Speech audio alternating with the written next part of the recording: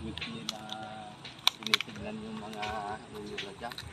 Dito pa lang dapat nakokontrol na dito, hindi yung kung kailan nakatapon saka natin aayusin. Sila pa lang sana may segregation na sana dyan. Kunin mo yan.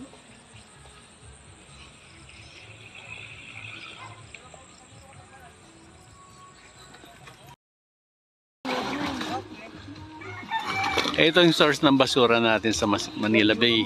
Isa sa mga source ng basura. So, ang unang-unang may responsibility yung barangay sana. Kasi dito nag-originate yung mga basura natin. Sa mga ganitong lugar, ng tabing ilog. Tulad niya noon, dami sari-sari, yung mga styro ng mga pinaggamitan, mga lata, mga sachet. Dito na nila tinatapon.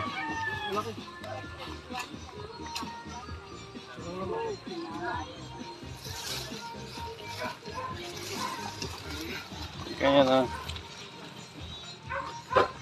as nilalangaw pa, ayan. Tapon na ng basura yung mga river banks natin.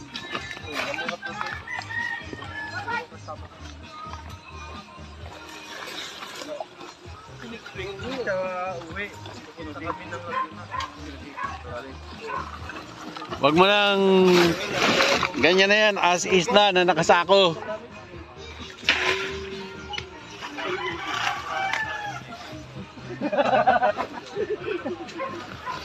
Dapat anim tayo abutan, malulugi naman ako sa all this lang. Dapat sabihin ko lang naman Most likely dun sa kabila, airbank kabilang riverbank eh. Doon.